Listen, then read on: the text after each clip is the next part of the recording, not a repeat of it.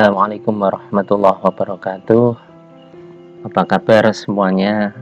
Sudah beberapa waktu kita tidak berjumpa dikarenakan kampus tutup sehingga kita tidak bisa ketemu di kelas, dan kuliah semuanya diganti melalui online atau daring.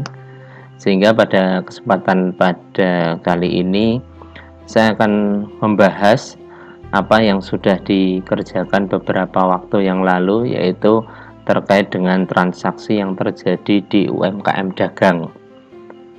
Banyak sekali berita ataupun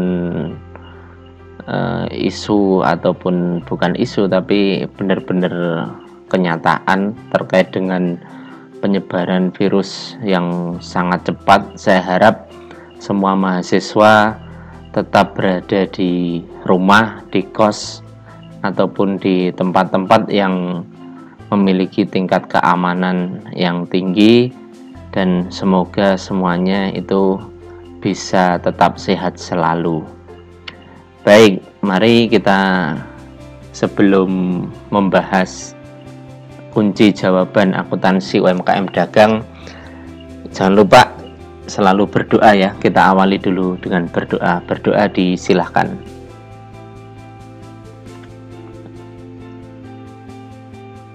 Cukup.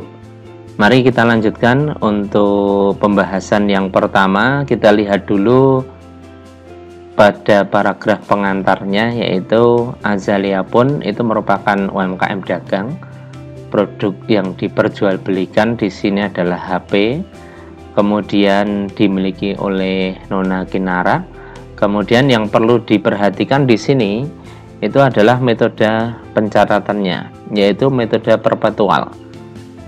Seperti yang sudah pernah saya jelaskan, ketika menggunakan metode perpetual, maka nanti tidak ada akun dengan kata pembelian. Sekali lagi saya ulangi, maka ketika menggunakan metode perpetual tidak ada akun pembelian. Sudah? Kemudian kita lanjutkan. Usaha ini didirikan pada bulan Juli tahun 2014. Bisa diganti sesuai dengan soal yang saya berikan. Kemudian ini ada asumsinya ketika HP masuk ke perusahaan. HP masuk itu kan bisa dari setoran pemilik, bisa dari pembelian, bisa pembelian kredit, bisa pembelian tunai, bisa dikasih orang, dan lain-lain. Nah, di sini asumsi atau kebijakan perusahaan diakui sebagai pembelian.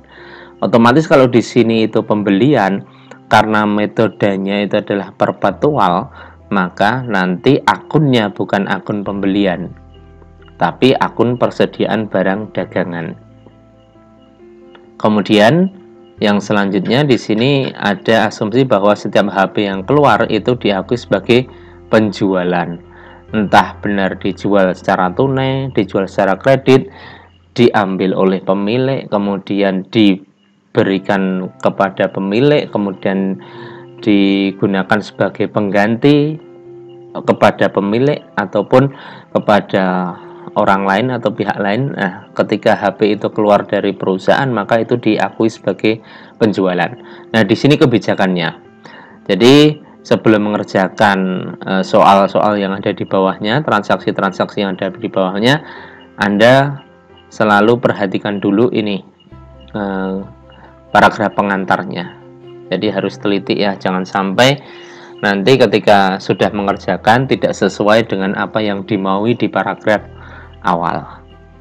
Baik, kita lanjutkan. Tanggal 1 ini pemilik menyetorkan uang tunai.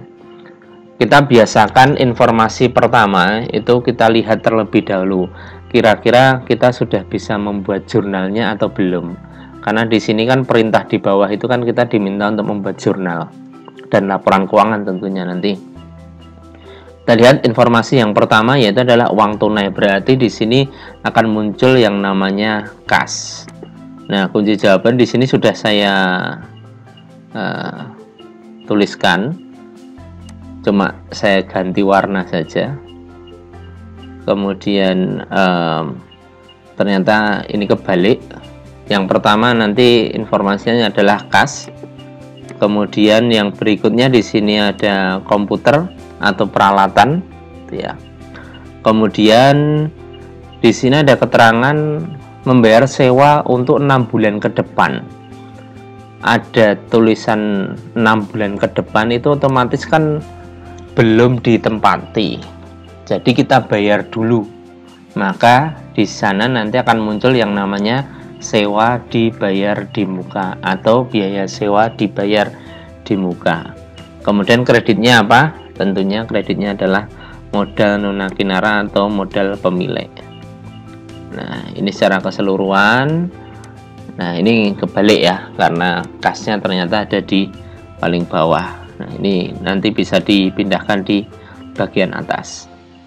Pastikan bahwa jurnal ini antara sisi debit dan sisi kredit itu seimbang. Baik, kita lanjutkan untuk soal yang kedua.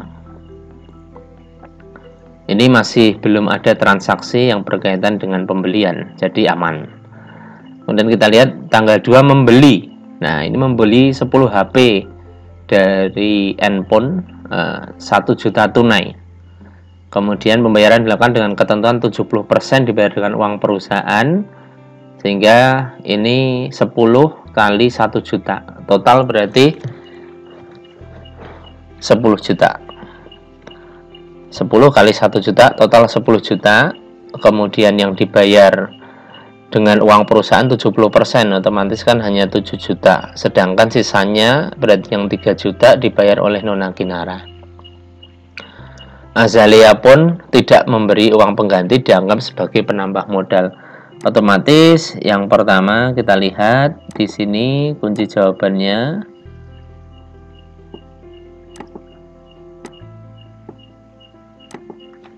Nah, karena di sini pembelian, metodenya di sini perpetual, maka masuknya ke persediaan barang dagang. Ini alangkah lebih baik itu ketika menuliskan persediaan barang dagang, kalian berikan tambahan nama barangnya untuk nanti mengidentifikasi akan jauh lebih mudah bahwa ini memang persediaan barang dagangan untuk barang yang mana. Nah, di sini 10 juta, tadi 70% 7 juta, kemudian modal Nona Kinara itu 3 juta. Nah, di sini saya berikan tambahan untuk penghitungan HPP. Di sini HPP Nokia itu 1 juta. Karena kan belum ada pengaruh yang lain, masih harga belinya saja, yaitu sebesar 1 juta per unit ya, ini yang saya tuliskan di sini per unit.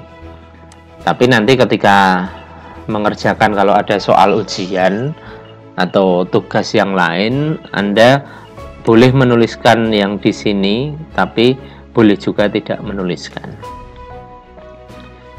Baik, kita lanjutkan untuk tanggal yang selanjutnya, yaitu tanggal 3 membeli 5 HP LG seharga 1.500.000, berarti 5 kali 1.500.000. Kemudian berarti total berapa? 7,5 ya, 7,5 juta.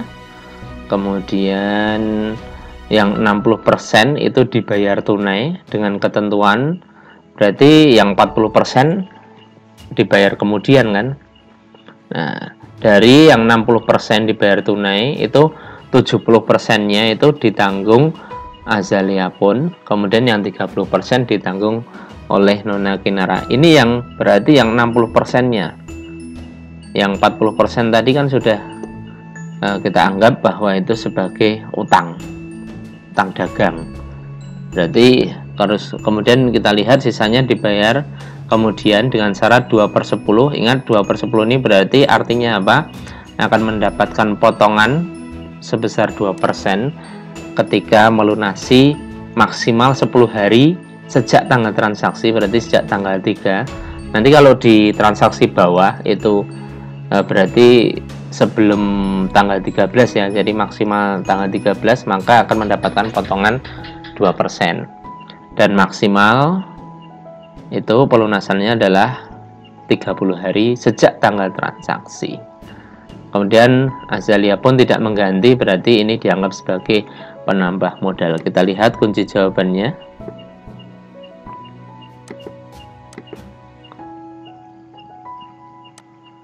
Baik, di sini tadi 5 HP maka 7,5 juta.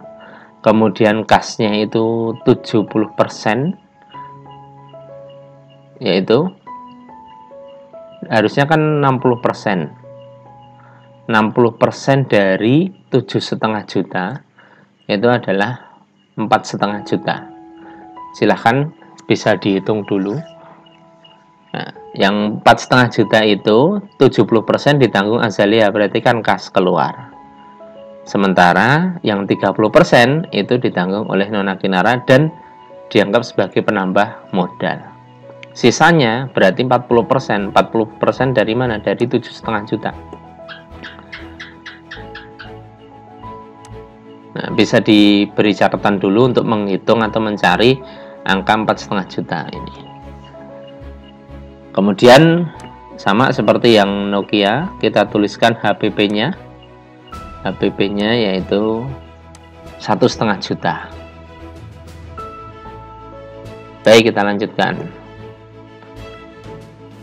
Kemudian tanggal 4 membayar biaya angkut pembelian. Biaya angkut pembelian, ada kata pembelian, otomatis nanti akunnya bukan akun biaya angkut pembelian, tapi masuk ke akun persediaan barang dagangan sebesar 200.000. Maaf. Di sini ada keterangan FOB shipping point, berarti yang nanggung biaya angkut yaitu adalah pembeli. Otomatis perusahaan yaitu Azalea pun ini mencatat biaya angkut pembelian. Tapi kalau di sini nanti syaratnya FOB destination, maka Azalea pun tidak perlu membuat jurnal untuk tanggal 4 ini. Kita lihat biaya ditanggung oleh Nona Kinara dengan uang pribadi tanpa meminta pengganti, berarti dianggap sebagai penambah modal. Berarti kita lihat. Nah, di sini PBD HP Nokia 200.000, kemudian modal Nona Kinara 200.000. Ini Nokia. Dan ini ada perubahan persediaan barang dagang sebesar 200.000 untuk berapa HP di sini kita lihat di tanggal 2 yaitu 10 HP. 10 HP ini otomatis 200.000 itu dibagi 10. Jadi masing-masing HP 20.000. HPP tidak lagi 1 juta, tapi karena ini di sebelah debit kan bertambah. Berarti bertambah 20.000 untuk masing-masing HP. Berarti HPP setiap unit Nokia yaitu 1 juta ditambah 20.000, jadi 1.020.000. Artinya apa? Kalau di nomor 2 tadi, kalau kita jual seharga 1.010.000 sudah untung 10.000. Tapi kalau di tanggal 4, setelah tanggal 4 dijualnya 1.010.000, justru malah rugi 10.000.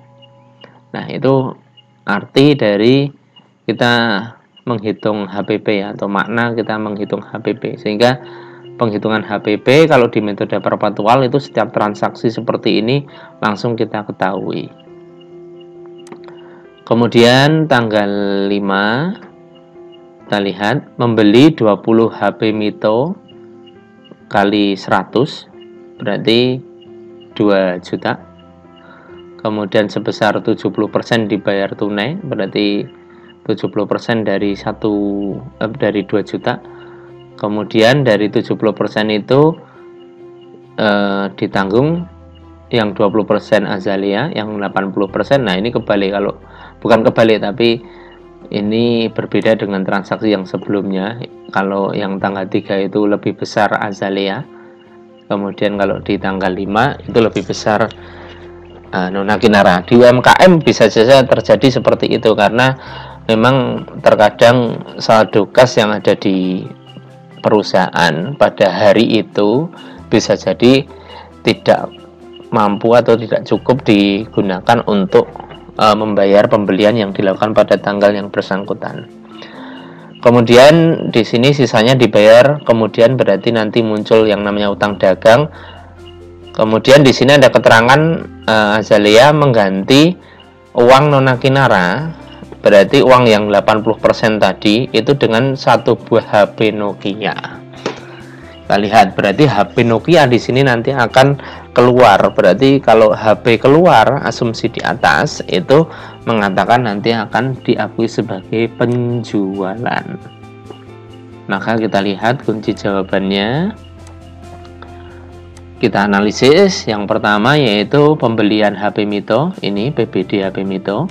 Terus kemudian karena tadi kan 1.400.000 ya, di sini kan 70% kali 2 juta, berarti 1.400.000. Kemudian kasnya itu 20% dari 1.400.000, 280. Kemudian di sini penjualan tadi harusnya ya, karena tadi ada mengganti. Kemudian yang 30% dari 2 juta itu merupakan utang dagang, karena di sini sisanya dibayar kemudian dengan syarat. Nah, ini masih sama seperti tadi ya. Kemudian di sini ada penjualan HP Nokia, yaitu 80% dari 1.400.000, yaitu 1.120.000. 1.120.000. Nah, ketika ada transaksi penjualan, maka yang perlu diingat, kita harus membuat jurnal untuk pencatatan HPP, yaitu HPP barang yang dijual. Dalam hal ini adalah HP Nokia. HPP-nya tadi berapa? Yaitu 1.020.000. 1.020.000. Nah, di sini ya. Kemudian karena ini kita juga membeli HP Mito, maka kita juga akan menentukan besarnya HPP HP Mito. HPP HP. Nah, ini ya HPP Mito 100.000 karena harga belinya 100.000. Terus kemudian tidak ada biaya angkut pembelian, maka ya hanya sebesar harga belinya saja. Kemudian kita lanjutkan. Nah, di sini kan ada selisih ya. Selisihnya ini diakui sebagai laba perusahaan kalau memang lebih besar penjualannya. Nanti kalau di sini lebih kecil daripada HPP-nya, otomatis itu merupakan rugi bagi perusahaan.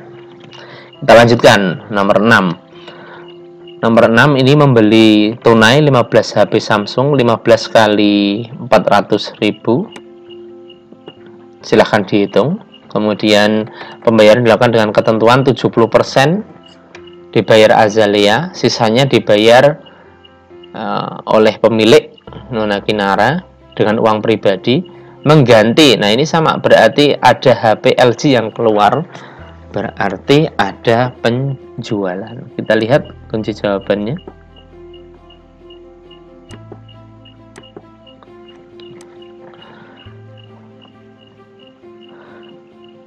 Di sini PBD Samsung 6 juta, 15 kali 400.000. Kemudian kasnya 70% dari 6 juta, 4.200.000. Di sini muncul penjualan 1.800.000. Sementara HPP untuk LG itu bisa kita lihat di sini. LG 1.500.000. 1.500.000. Otomatis di sini juga muncul yang namanya laba bagi perusahaan. Bisa kita tambahkan di sini. Kita mencatat yang namanya HPP HPL Samsung ya. Samsung sebesar 400.000. Nah,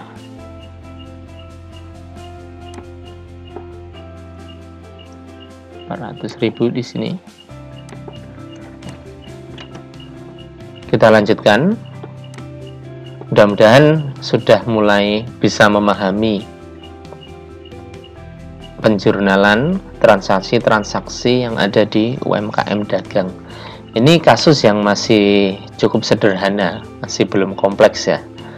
Karena di dunia nyata nanti memang transaksi untuk satu HP saja tidak hanya terjadi satu kali dan mungkin dengan berbagai syarat. Tapi tidak ada masalah nanti begitu tahu caranya, kemudian tahu akun-akun yang digunakan untuk transaksi-transaksi tertentu, maka saya yakin Anda akan sangat mudah untuk menjurnal atau melakukan pencatatan di UMKM yang sesungguhnya. Kita lanjutkan di tanggal 8 melunasi utang, tanggal 3. Tadi sudah saya sampaikan maksimal adalah tanggal 13. Kalau sampai sebelum tanggal 13 maka akan mendapatkan potongan 2%. Kita lihat untuk pembelian HP LG. Pembelian dilakukan dengan ketentuan 50% ditanggung Azalea, 50% ditanggung Nona Kinara. Tidak diganti maka diakui sebagai modal. Kita lihat tanggal 3. Tanggal 3 di sini utangnya berapa? 3 juta. Maka nanti akun yang pertama kita tuliskan mestinya yaitu adalah utang dagang 3 juta. Kemudian bagaimana melunasinya? Di situ ada ketentuan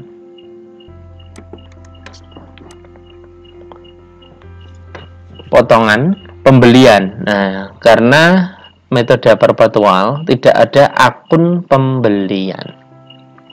Akun dengan kata pembelian berarti masuk ke persediaan barang dagangan, tapi tidak di sebelah debit, tapi di sini sebelah kredit karena akun kontranya.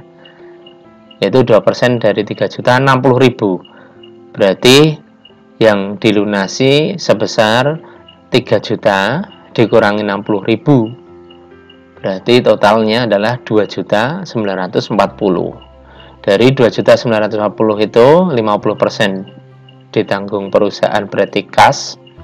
Kemudian yang 50% ditanggung oleh Nona Kinara.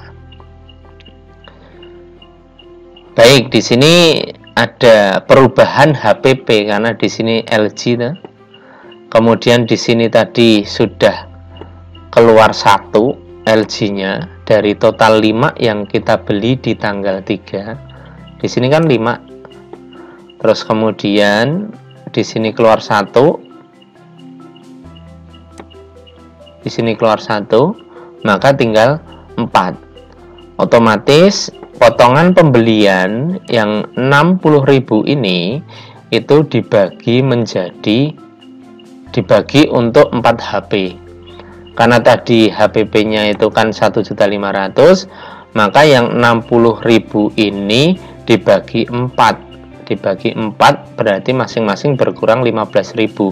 Sehingga HPP LG setelah tanggal 8, jadi sejak tanggal 8 itu tidak lagi 1.500.000 tapi 1.485.000 rupiah.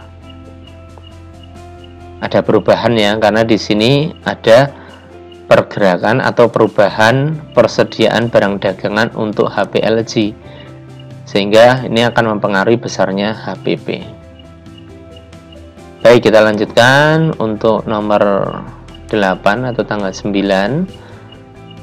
Meminta keringanan harga 100.000 karena HP Mito yang diterima dari transaksi tanggal 5 itu tidak sesuai pesanan. Hal ini mendapatkan persetujuan dari penjual, HP tidak dikembalikan. Kita lihat tanggal 5 itu kita membeli HP Mito. HP Mito dengan harga 100.000, kemudian masih ada utang sebesar 600.000. Karena di sini meminta keringanan, maka utangnya berkurang. Utang berkurang itu kan sebelah debit. Sebelah debit berapa? 100.000. Kemudian di sini juga ada akun pengurang PBD, yaitu adalah akun keringanan pembelian. Ingat, ini ada pembelian karena metodenya perpetual, maka ditampung di akun persediaan barang dagangan 100.000. 100.000 ini masih utuh, total ada 20 HP Mito, sehingga 100.000 ini dibagi 20 HP. 100.000 dibagi 20, yaitu masing-masing 5.000. Sehingga HPP Mito sekarang tidak lagi 100.000, tapi berkurang masing-masing 5.000. Sehingga di sini HPP Mito menjadi 95.000. Artinya apa?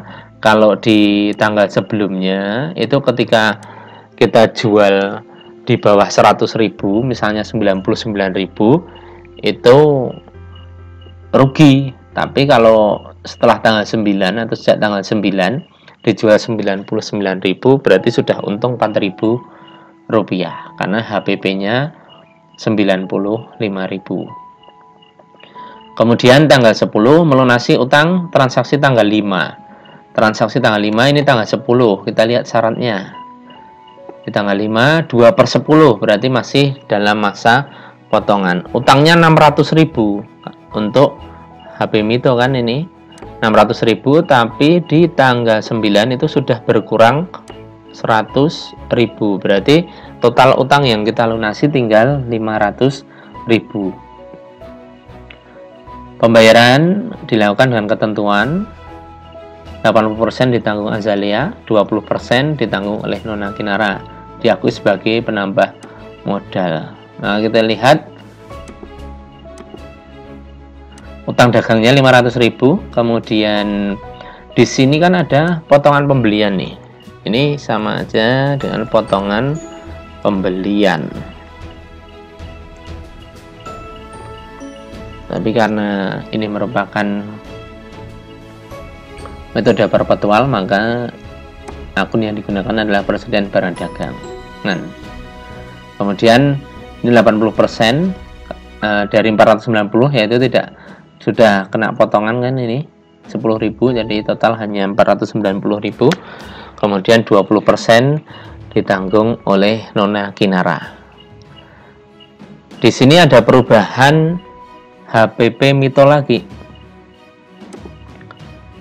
Karena ada pengurangan 10.000 dan masih utuh 20 HP, maka 10.000 dibagi 20, masing-masing berkurang berapa?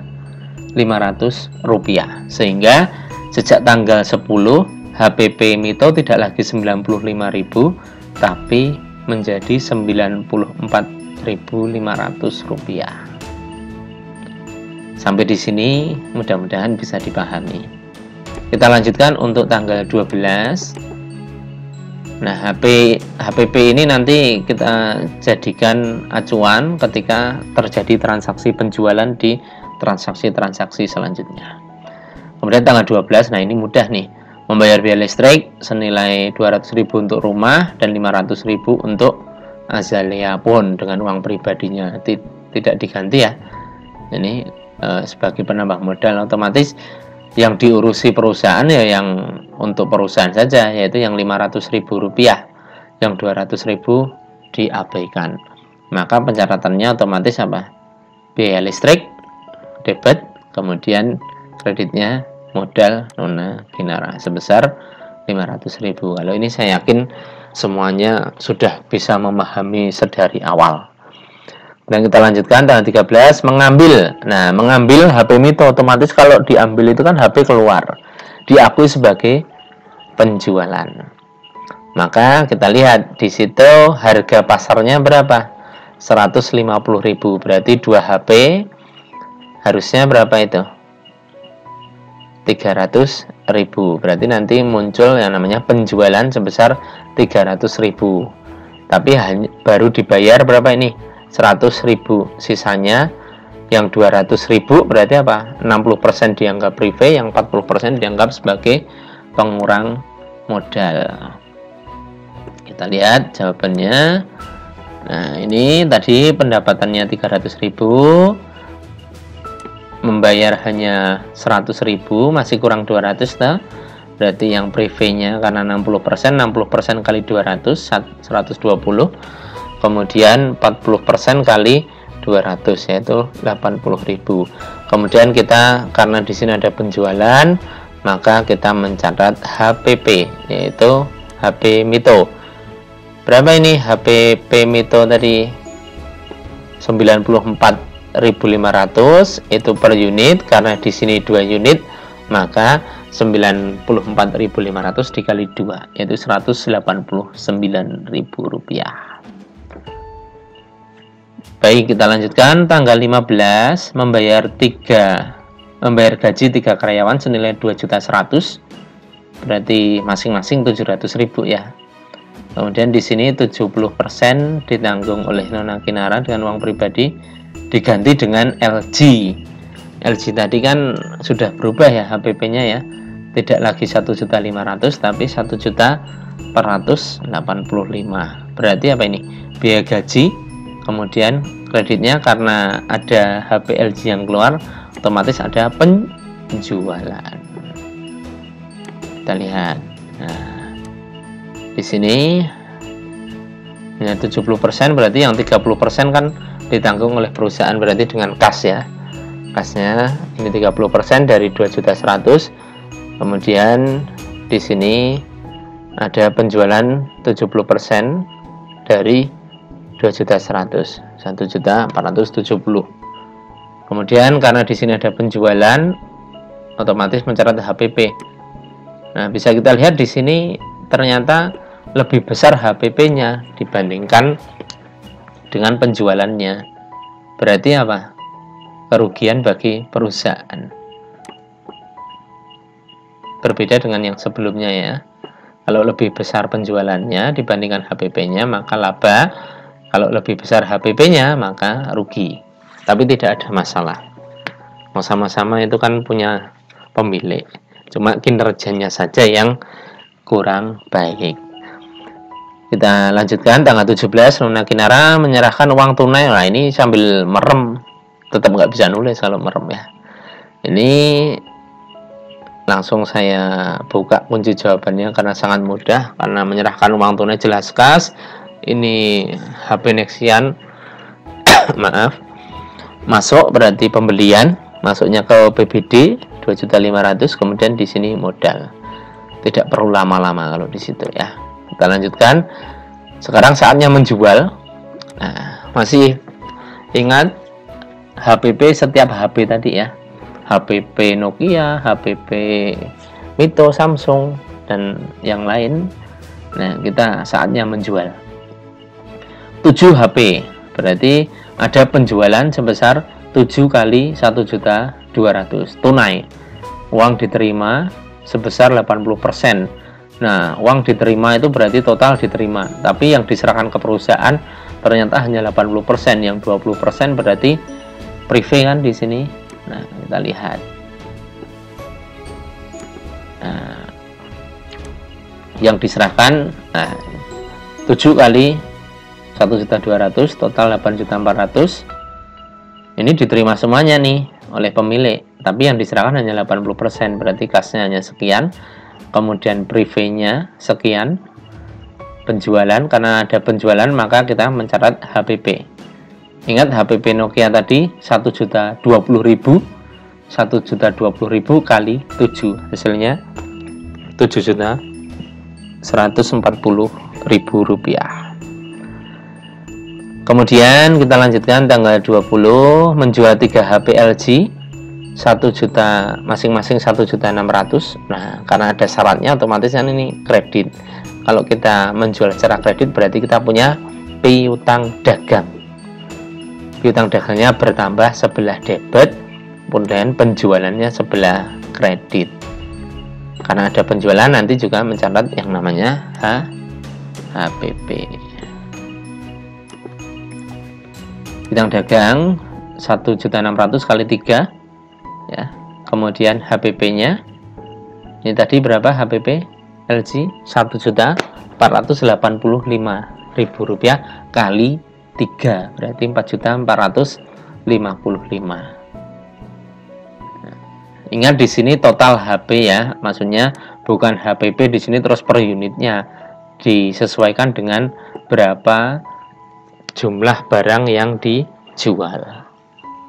Baru dikalikan dengan HPP per unitnya. Kemudian tanggal 21 menjual 15 HP Mito.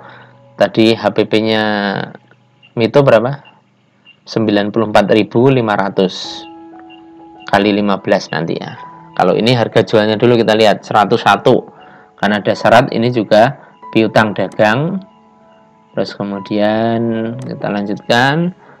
Maka di sini muncul 101 kali 15 berarti 1.515. HPP-nya tadi 94500 kali 15, 1417500. Ini karena ada syaratnya, sekali lagi piutang. Kemudian ini tunai, gampang ini. Samsung tidak ada perubahan, tadi harganya Samsung 400.000 ya, karena dijual dengan harga berapa itu? 1.500.000 ya. Berarti untungnya lumayan, masing-masing per unit 100.000. Nah, karena 10 berarti untungnya 1 juta. Nah, ini mohon maaf terpaksa bergeser ini ya, bergeser ke halaman selanjutnya. Ini mudah nih. Kita lanjutkan, menerima pelunasan piutang. Kita lihat, piutang 20 Juli 20, ini 2/10. Di sini baru tanggal 24, berarti masih masa potongan. Berapa nih? Total 4.800.000. 4.800.000 berarti karena masih ada potongan, nanti muncul yang namanya potongan penjualan. Nah, ini berapa persen? Berarti kan 2%. 2% kali 4.800.000. Ini mudah kalau ini. Tidak sulit. Loh, kenapa muncul potongan penjualan bukan PBD? Bukan, karena ini karena penjualan, bukan pembelian. Yang masuk ke akun persediaan barang dagangan itu hanya akun-akun dengan kata pembelian. Kemudian di sini menerima kembali. Berarti ada retur penjualan karena menerima ya. Kalau mengembalikan itu retur pembelian misalnya. Ini Nokia ya, 1.200.000 berarti karena dikembalikan. Kita lihat menerima kembali apakah mengurangi utang atau kas. Oh, karena di sini ada keterangan kas berarti tadi mesti penjualan tunai. Berarti ada retur penjualan sebelah mana? Sebelah debit, karena penjualan itu kan sebelah kredit. Kalau bertambah otomatis, kalau retur sebaliknya yaitu debit. Retur di sini 1.200.000. Kemudian di sini apa? Kas, kas juga 1.200.000. Karena di sini ada retur berarti nanti akan menambah HPP. Akan menambah persediaan barang dagangan Nokia yang tadi sudah keluar. Karena diterima kembali berarti akan otomatis barangnya bertambah. Dan kalau barangnya bertambah otomatis HPP-nya menjadi berkurang. Nah, ini kebalikan ya. Kalau retur, kalau tadi penjualan maka HPP-nya yang sebelah debit, PBD-nya yang sebelah kredit. Sementara kalau retur penjualan maka PBD-nya yang sebelah debit, HPP-nya yang sebelah kredit. Kita lanjutkan untuk tanggal 30. Ini menerima pelunasan piutang dagang tanggal 21. Tanggal 21 itu syaratnya 2/5. 2/5 itu berarti maksimal tanggal 26 itu dapat potongan. Karena ini lebih dari tanggal 26 otomatis tidak ada potongan. Sehingga ya sudah, maaf ini agak flu. Tapi insya Allah tidak panas. Dan karena online flu-nya tidak kemana-mana. Baik, ini kunci jawabannya. Tidak ada potongan sama sekali. Sangat mudah. Ini tugas Anda yang kemarin. Saya minta untuk membuat jurnal masing-masing transaksi.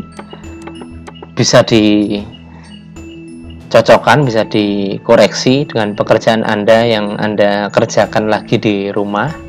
Apakah sama atau tidak.